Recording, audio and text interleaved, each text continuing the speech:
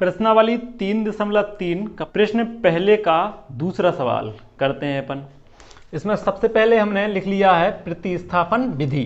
कौन सी विधि कर रहे हैं अपन? प्रतिस्थापन विधि। इसमें अपन लिख लेंगे दिए गए समीकरण,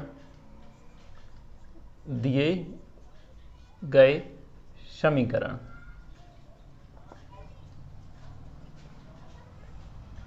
अब कौन कौन से समीकरण दिए गए हैं दूसरा सवाल में? s माइनस टी, पहला समीकरण क्या दिया है? s माइनस टी बराबर 3। ठीक है, तो इसे अपन को समीकरण नंबर 1 नाम दे देना है, समीकरण नंबर 1। और दूसरा समीकरण क्या दिया है अपने लिए? s बटे 3 प्लस टी बटे 2 बराबर 6। ठीक है, तो देखो ऐसा दूसरा समीकरण दिया है। अब इसे हमें दूसरा समीकरण नंबर 2 नाम नहीं देना है अभी। क्यों नहीं देना है? हमें इस तरह का रैखिक समीकरण बना लेना, इस तरह से बिल्कुल, है ना। अभी इसमें बटे आ रहे हैं तो बटे नहीं आना चाहिए। तो ये बटे हटाने के लिए अपन को क्या करना है? इन दोनों का लेना है एलसीएम, 3 का और 2 का। 3 और 2 का एलसीएम लेंगे तो 3 से देंगे, 3 एकम 3, 2 का 2 ही 2, और 2 से देंगे 2 एकम 1 की 1 और 2 एकम 2। कितना आ रहा? 3 दूनी 6। जब हमने 3 और 2 का एलसीएम लिया तो कितना आ रहा है हमारे पास? 6 आ रहा है समझ में। तो जो 6 आ रहा है एलसीएम लेने पर, तो अपन यहां लिख देंगे कि समीकरण पूरे समीकरण में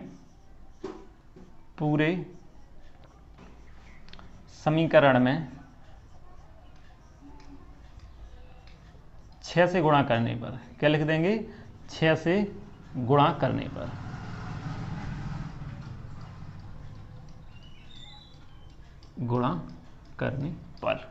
जब अपन 6 से गुणा करेंगे तो देखो, जब s बटे 3 में 6 से गुणा होगा तो देखो क्या आ जाएगा? s बटे 3 में अपन ने गुणा किया 6 से, तो कितना आ रहा? 3 एकम 3, 3 दूनी 6, ये कट रहे हैं 3 से, तो कितना बचा? 2, और 2 का s में गुणा करेंगे तो कितना हो जाएगा? 2s। मतलब जब s बटे 3 में अपन ने इस 6 से गुणा किया तो देखो कितना, s बटे 3 में 6 से गुणा किया तो कितना मिल रहा है अपने लिए? 2s। तो हमने यहाँ लिख दिया 2s। समझ में आया 2s कैसे आया? हमने s बटे 3 लिखा, उसमें गुणा कर दिया 6 से, लिखा है जो। अब ऐसे ही अपन प्लस का चिन्ह लगाएंगे, और ऐसे देखो यहाँ लिखा t बटे 2। जब t बटे 2 में 6 से गुणा होगा तो कर लो t बटे 2 गुणा 6। 2 से 6 भी कट रहे हैं, 2 एकम 2 और 2 तीन 6। कितना बचा है यहाँ पर? 3, और 3 का जब 3 में गुणा करेंगे तो कितना हो जाएगा? 3t। समझ में आ गया? 3t। तो हमने यहाँ लिख दिए 3t। ये समझ में आ रहा है? ये 3t कैसे आ रहे हैं? जब t बटे 2 में अपन ने 6 से गुणा किया, देखो यहाँ किया 3 बटे 2 में 6 से गुणा किया तो 2 से कट गए, 2 तीन 6 और 3 बचा, 3 का t में गुणा कर दिया 3t। ऐसा रफ में करके देख लिया करो, ठीक है। जब भी बटे वाले अभी एक और सवाल आएगा तो उसमें भी ऐसे ही करना है। तो ये समझ में आ गया? 2s हो गए प्लस 3t हो गए जब 6 से गुणा किया। अब बराबर का चिन्ह लगाएंगे, तो यहाँ हमने लगाया बराबर का चिन्ह, और फिर कितना लिखा है? देखो पूरे समीकरण में करना है, मतलब 6 से गुणा इसमें करना है, इसमें भी करना है और इसमें भी करना है। अब जब 6 में भी 6 से गुणा करेंगे तो कितना हो जाएगा? 6 छीन 36। समझ में आ गया?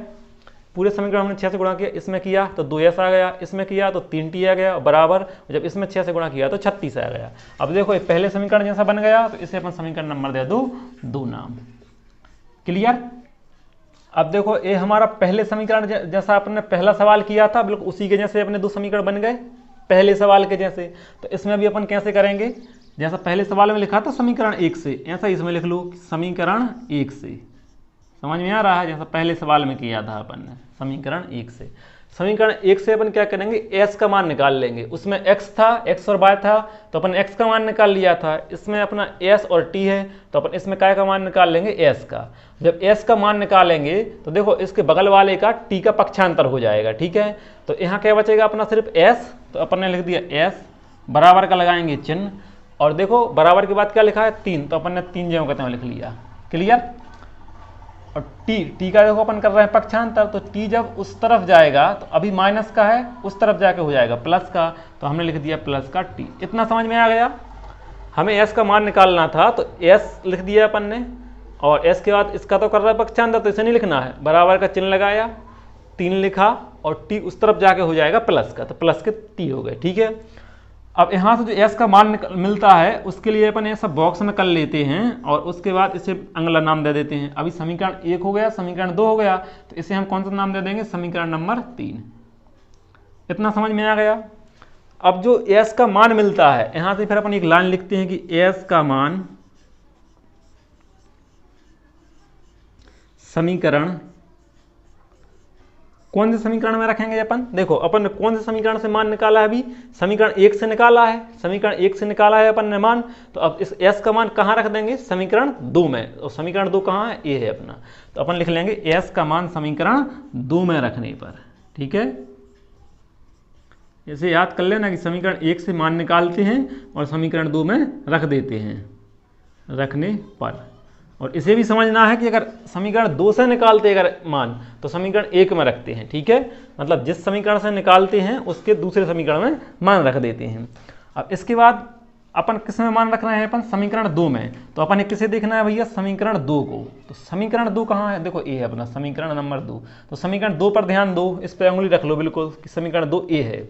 तो इसमें क्या लिखा है? सबसे पहले 2, इसका ध्यान रखो। ठीक है, क्या लिखा है? 2, तो अपन यहाँ 2 लिख देना है। क्लियर? अब इसके बाद अपन को क्या लिखना है? s। तो देखो s नहीं लिखेंगे, क्यों? क्योंकि देखो अपने s की जगह तो अपन ये मान रखना है, वही तो अपन लिख रहे हैं कि s का मान रखना है ना। तो s की जगह अपन s नहीं लिखेंगे, s की जगह अपन क्या लिखेंगे? इसका मान। तो इसका मान क्या है? s का जो बराबर के इस तरफ आता है वो s का मान कहलाता है। तो बराबर की इस तरफ क्या लिखा है? 3 + t। तो s की जगह हम क्या लिख दे रहे हैं? 3 + t।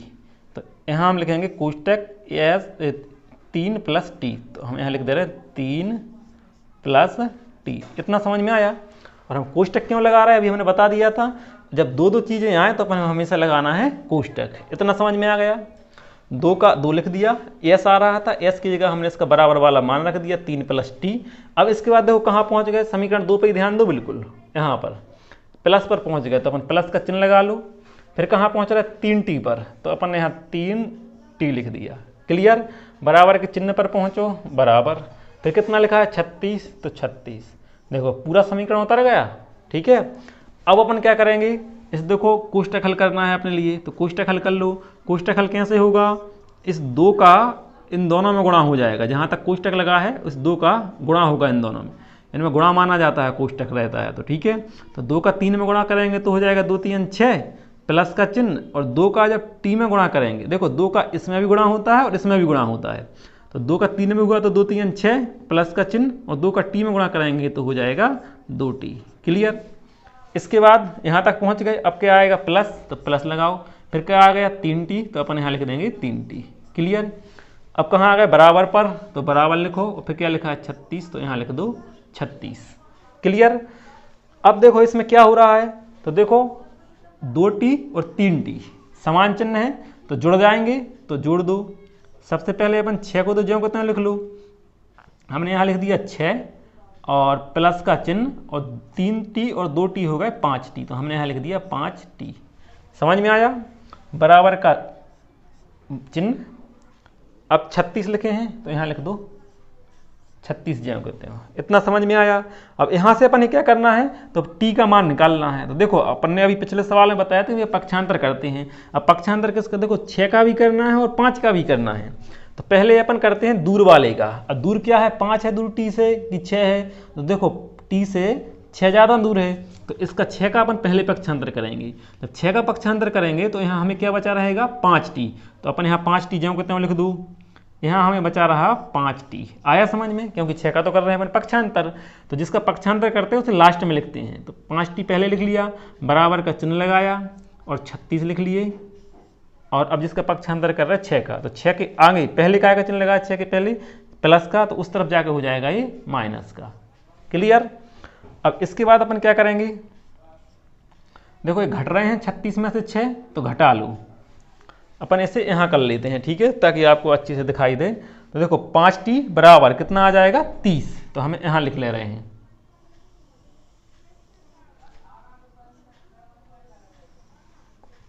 यहाँ 5t का 5t लिखा रहेगा अपना, बराबर का चिन्ह, और 36 में से 6 जाएंगे तो कितना बचेगा? 30। तो हमने लिख दिया 30। क्लियर? अब देखो 5 का पक्षांतर करेंगे तो देखो 5 काय में है अभी, 5 और t है गुणा में, तो गुणा में है तो ये कहाँ चला जाता है? भाग में, मतलब इसके 30 के भाग में पहुंच जाएगा। तो यहाँ अपने लिए क्या बचा रहेगा? 5 का पक्षांतर कर रहा है तो अपने यहाँ क्या बचा रहेगा? t। तो हमने t लिख लिया, बराबर का चिन्ह लगाया और 30 ज्यों को त्यों लिखा। और देखो गुणा में है 5 तो कहाँ आ रहा है, भाग में, तो हमने भाग में लिख दिए 5। क्लियर। अब देखो 5 और 30 कट रहे हैं तो काट दो, 5 एकम 5 और 5 का 30। क्लियर। अब टी का मान कितना आ गया अपने लिए, टी बराबर आ गया अपने लिए 6। आया समझ में, इसे कर दो अपन बॉक्स में। क्लियर। टी का मान निकल आया 6। और जब टी का मान निकल आता है तो टी का मान अपन किस में रख देंगे, समीकरण 3 में। अभी अपन ने तो देखो रखा था समीकरण 2 में, अब टी का मान किस में रख देना है अपने, समीकरण नंबर 3 में। तो लिख दो टी का मान समीकरण कौन से में रखना है अपने, 3 में। लिख दो समीकरण 3 में रखने पर,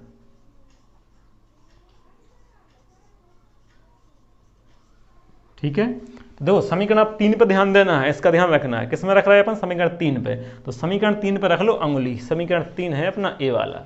यहाँ सबसे पहले क्या लिखा है, एस, तो अपन यहाँ लिख देंगे एस, फिर क्या है, बराबर का चिन्ह, बराबर का चिन्ह, फिर क्या लिखा है 3, तो अपन लिख देंगे 3, फिर प्लस, तो प्लस लिख दो, और फिर क्या लिखा है टी, देखो टी लिखा है, और अपन वो टी का मान अपन ही रखना है। टी बराबर अपन पता चला गया कि 6 है, तो टी की जगह पर हम क्या लिख दे रहे हैं, 6। ये टी की जगह अपन क्या लिख दे रहे हैं, ये 6, तो यहाँ लिख दिया हमने 6। समझ में आ गया। अब एस का एस लिख देंगे, बराबर के नीचे बराबर, और 6 और 3 देखो जुड़ रहे हैं तो कितने हो जाएंगे, 6 और 3 9। एस का मान भी निकल आया, इसे लिख दो अपन बॉक्स में। ठीक है। अब देखो अपने एस का मान मिल गया है 9 और टी का मान मिल गया है 6, तो अपन बस एस का भी मान मिल गया और टी का भी मान मिल गया, तो अपन यहाँ लिख देते हैं, फिर दोनों के मान निकल आते हैं एस और टी का, फिर लिख देते हैं अतः एस बराबर, पहले एस वाला लिखना है ना जो पहले आता है, एस बराबर 9 और टी बराबर आ गया है अपना 6। ये आंसर हो गया अपना। ठीक है, बिल्कुल सिंपल है, कर लो इसे।